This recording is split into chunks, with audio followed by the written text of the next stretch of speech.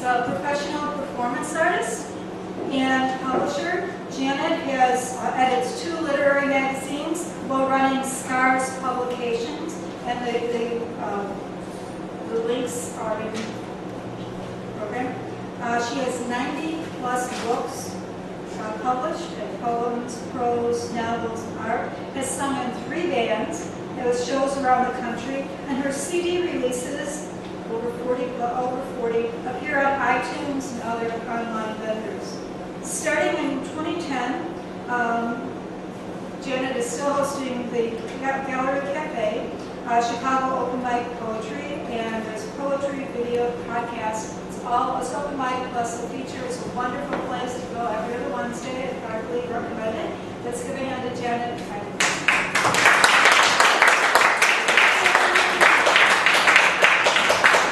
Thank you very much. But before you leave, I was going to say, I just knocked something over.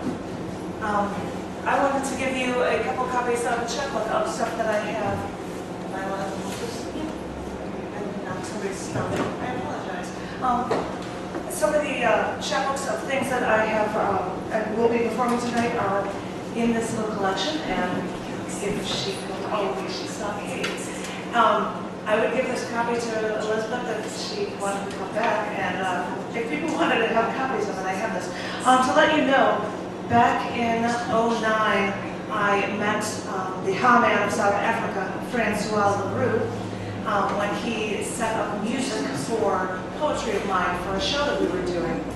A phenomenal musician that travels regularly, and actually just 2 days ago he was in Chicago, and he talked to me a lot about this most recent project I was working on, which was to write poetry, believe it or not, for every element in the periodic table. So he actually gave me music that is going to be going with this, and I am going to, I'm just going to, she's left me, but one copy is for you, my darling, but I'm going to pass these around. Thank you, darling. Just let somebody have them. I only have 3, so. Anybody want to follow along? Anybody want to follow along? I know the lobsters like but thank you very much. And so he gave me music that I have set with these. And yes, I have tried to make them actually talk about connections around the world, as well as some humor with some interplanetary talk as well in there. So the music that you're going to be hearing is from Francois, and it's actually called Entering the Runes. I'm just going to let this music run in the background between all of them. And I'll try to keep the titles and everything short in between them. But this first one, each one's going to have a number. It is number 25 in the periodic table, and it's manganese. And I hope that this will be appropriately done.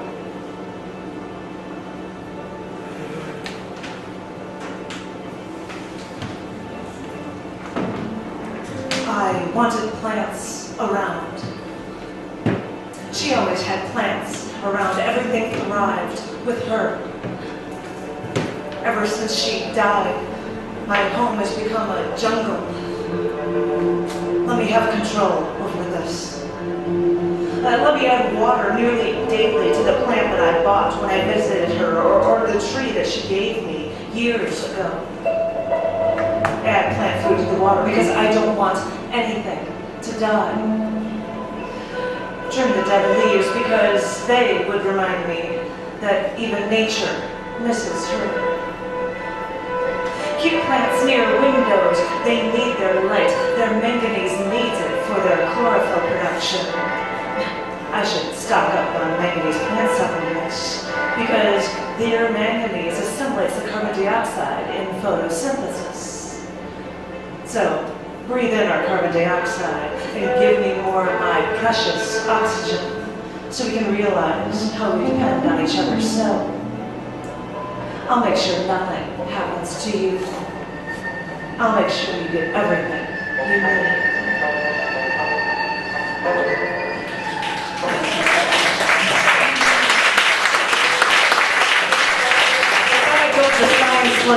The periodic table, thank you guys, there. This next one, for my global talk is actually the second heaviest element in the periodic table. It is 117. It is so rare that they don't even have a name for it yet, so they get the Latin name 117. I know you were out there for years, but to get you after toiling in my Dublin lab, we had to ask the Americans over in Tennessee if they would send us some of their wares. But years passed before I could get 22 milligrams of berkelium so I could work in Moscow Oblast to get you into my sights. All that time, all I could do was research, hope. I'd work, I'd go, and I'd stand on my own, and I'd leave on my own, wondering how long it would take before I'd see what you might be like. You see, I used to work in a pharmacy at Nevsky Prospect in Leningrad, and that's when I fell in love with the idea of chemicals, and I loved the idea, and I wanted to learn and discover something new. That's when you came into the picture. Because after years of work, I still waited for those damn Americans to come through for us. I mean, we're scientists, we're supposed to be on the same side. This is all about discovery. And the thing is, the higher we got in our research, the more stable we got on our little island of knowledge.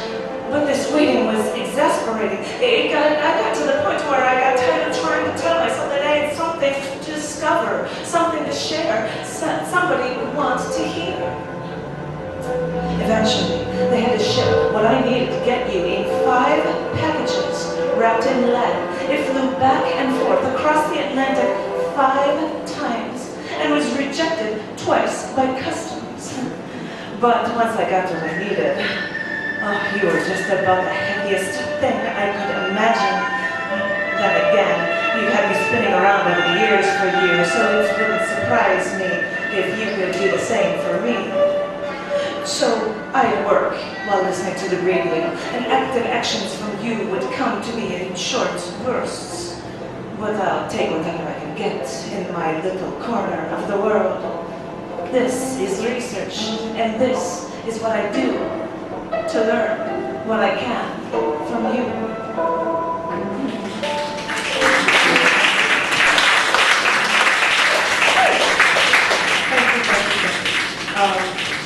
This is one of my more recent elements that I've written, and this one is number 75 in the periodic table. This is rhenium. Okay, so I've been researching these elements in the periodic table, and when I get to rhenium, named for the Rhine River, by the way, I was kind of stumped. What comes to your head when you hear the word rhenium?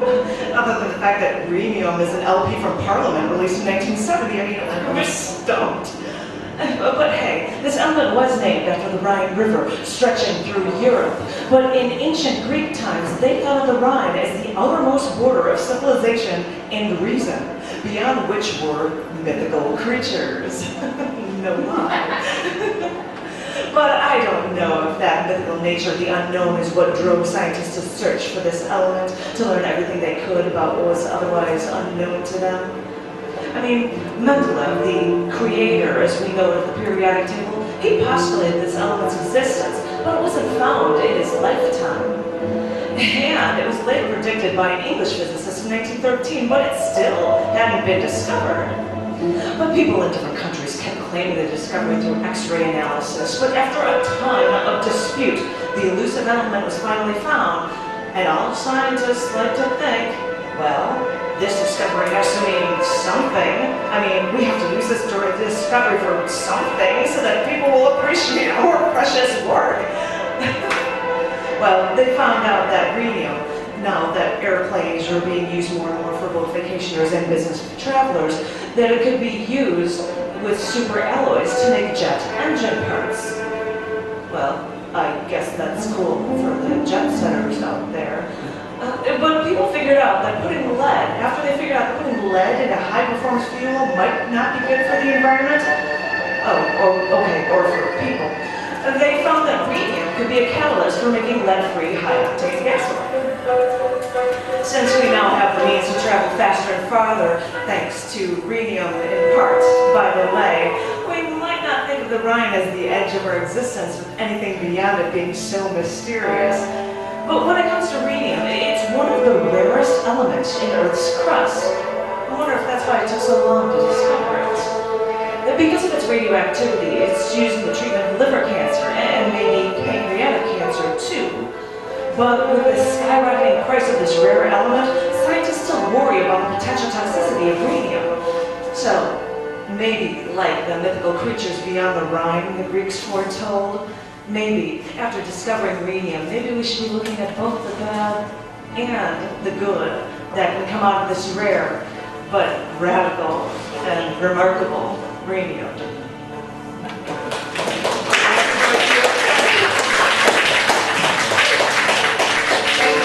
This is my humor one for you. I won't tell you the number, but this is a poem called Dibernium. Spending another Saturday night alone, I watched an old episode of Star Trek.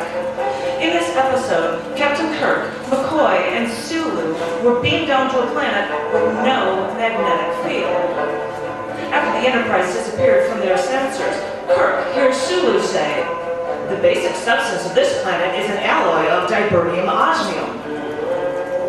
And my brain stopped when I heard this elemental scrap. I racked my brain. Wait a minute. I know osmium is the densest metal in the periodic table, but dibernium? I know Star Trek mentions many elements and isotopes when they talk science.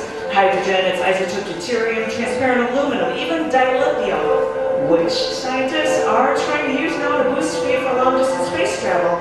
So I had to research this elusive dibernium. Now, the Memory Alpha at Star Trek Wiki confirms that an abandoned Kalandan outpost was built on an artificial planet composed of a dibernium osmium alloy. And according to the Starfleet Medical Reference Manual, the element dibernium had the symbol DB, atomic weight 319, and atomic number 122. Okay, this poet's paying far too much attention to the periodic table, but I know that 118 is as high as the table goes.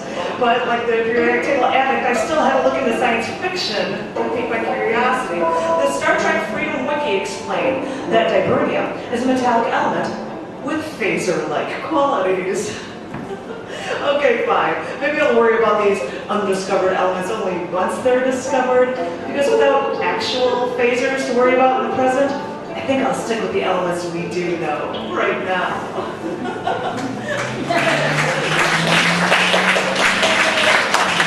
It's spooky when you're hearing periodic table stuff, you start hearing these things, oh wait, what is that? Lots of research is scary. But I would like to share with you the last periodic table poem I ever wrote. It's the second to last piece here tonight, and this is 107 in the periodic table. This is Boreum. This isn't boring. I mean, you won't be bored with details. Anyone interested in different kinds of attraction should listen close. Because boreum isn't boring if you find fusion fascinating. Think about it for a minute. What are the conditions that bring two bodies together so they join to create something new? Think back to the time of year when you had met people that you later dated. Was it in the summertime when the temperature was high and you were feeling all hot and bothered when you saw that special someone that you were instantly attracted to? Maybe you were taking a break from school or going to the beach to relax, make yourself look just perfect for that one chance encounter that would lead to so much more. I hate to tell you this, but that hot weather attraction is a lot like hot fusion. Chemically speaking, after atoms are split apart, fusion is the art of getting different parts to come together to create something new. The sun's a natural fusion reactor. Nuclear reactors perform fission to split atoms. Nuclear fusion, or hot fusion, uses all of its energy to slam those unlocked atoms into each other. Because once they're separated at these high speeds, their parts can create new elements or isotopes. And this is how science discovers synthetic elements. But sometimes that attraction can come not when the temperature is sizzling hot, but when things seem bitter cold and warm bodies have a tendency to group together to conserve their heat. As suppose you can say I am bonded with someone now. And when we met on a train commuting from work, it was the middle of January in a cold Chicago winter. I was fully adorned in a winter coat, a hat, gloves, a headband for my ears, boots, a scarf covering my face.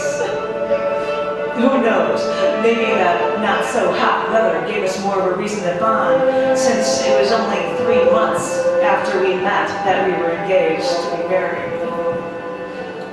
And I hate to say this, but scientifically, there's a method of fusion for this as well. Cold fusion is typically the fusion of things merely at room temperature and not after nuclear super excitement. And as I said, I don't want to bore you with the details, but there are a lot of ways fusion like that can help in the discovery of new elements, like borium. Because back in '81, element 107 was discovered after bombarding vessel 209 with the accelerated nuclei of chromium-254. They only produced 5 atoms of borium-262, but man, they were excited. They were so attracted to this one man, Niels Bohr, that they wanted to name their element Niels Bohrium for the Danish physicist. But wait, Russian scientists originally wanted to name the element 105 Niels Bohrium. So the Germans here at 107 said, hey, we wanted to give props to Niels Bohr for his work in cold fusion, since that's what we used in the discovery of this element. So the Russians relented, but the element naming commission said, wait a minute, we have never named an element after the full name of anyone. So after they temporarily gave it the name Unmilseptium, UNS, for 107, they later settled for just the last name and crowned this little gem Bohrium. And yeah, there are tons of isotopes of borium from all that atom smashing and bonding with half-lives of a quarter millisecond to 90 minutes. But there aren't many atoms of this stuff, so all its properties are only extrapolated from knowing its place in the periodic table. But knowing still that I'm going to start that sentence again. But still, knowing how fusing things together is the only way to make this new element, that makes you put a whole new spin on bonding, attachment, creating something new that almost puts a glimmer in your eye and makes you smile again.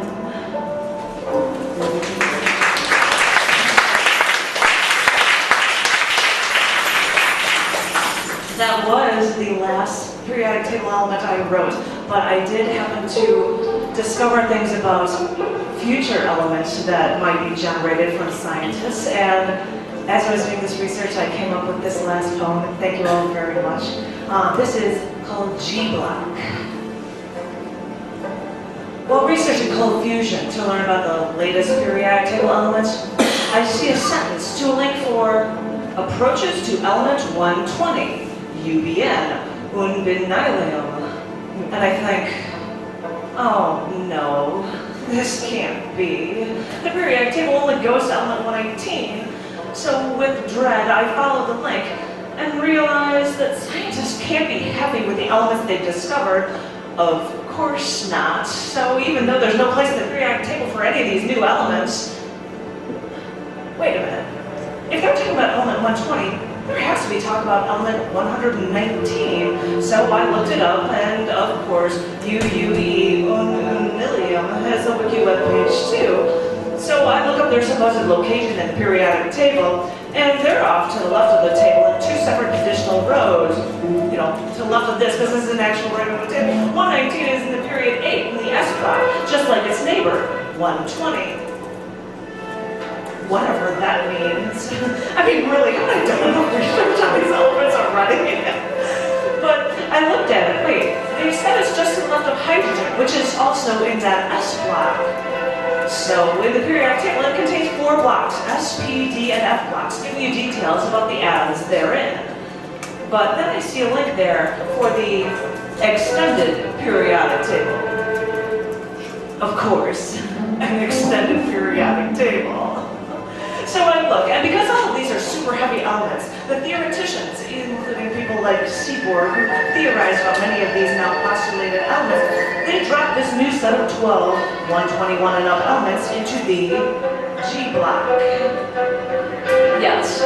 The G block. Ask any prisoner in the G block and they'll swear the prosecution made everything up to put them behind bars. And I wonder if all these elements, which are still undiscovered, how much of these G block elements are the chemists really actually making up? But as far as they can hypothesize, this G block in the periodic table contains 18 elements with partially filled G orbitals in each period. I've read documents postulating the first G block elements at 121 that claim the hypothesized element 126 could be within an island of stability, which means it's resistant to fusion, but not to alpha decay. They've tried to create element 119, 120, 121, 124, 126, and 127, and some scientists once claimed that they actually discovered an isotope of 122 occurring naturally. But wait a minute, let me think about this. If the G block is made of 12 elements, that would mean that the edge of the G block was element 132. And still, I've seen that extended periodic table has superactinides and eco-superactinides listed all the way up to 184. Resin, frozen. Mumble, grumble. I mean, can the elements even actually exist with that heavy a weight?